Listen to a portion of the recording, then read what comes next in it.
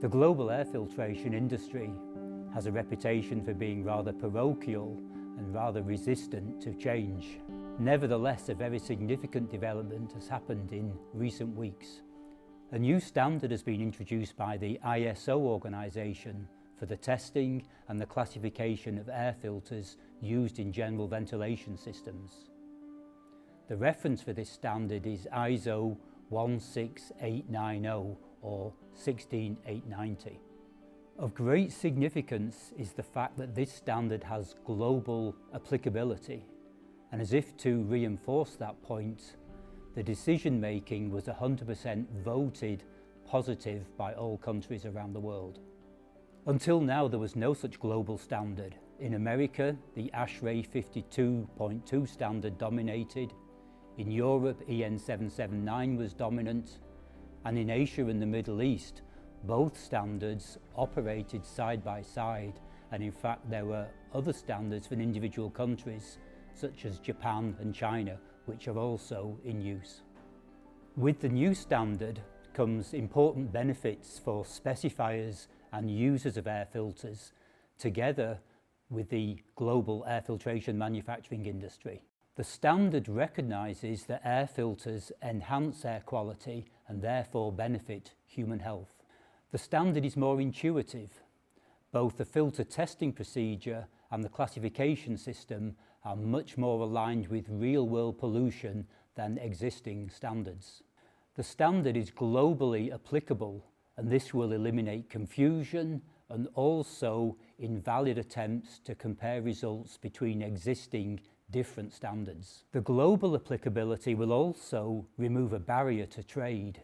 In today's corporate global world, it's not unusual for a major construction project, such as an airport, that the engineers are sitting in one country, the constructor is based in another country, and the airport itself is built in a third country.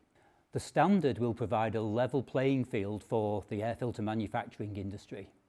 It'll be easier to compare products on a level basis and make proper comparisons.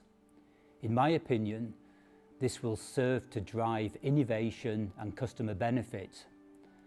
And at the other end of the scale, I believe it will serve to eliminate from the marketplace some of the low-performing products which probably shouldn't be there. When you compare the new standard with the two existing dominant standards, it's easy to see that the new standard has taken the advantages from the existing standards and eliminated the disadvantages. Overall, this contributes to a much better testing procedure and classification system.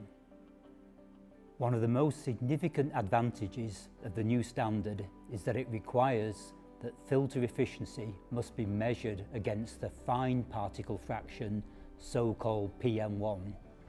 This is all particles which are sized less than 1 micron. And this test must be done on the new filter and repeated again when any electrostatic charge on the filter has been removed or dissipated. And this is because the presence of an electrostatic charge can artificially enhance performance in the laboratory. However, in real-world applications, electrostatic charges are lost and there is no addition to performance. Both the new result and the discharge result must both exceed 50% minimum efficiency before the filter can be classified as PM1.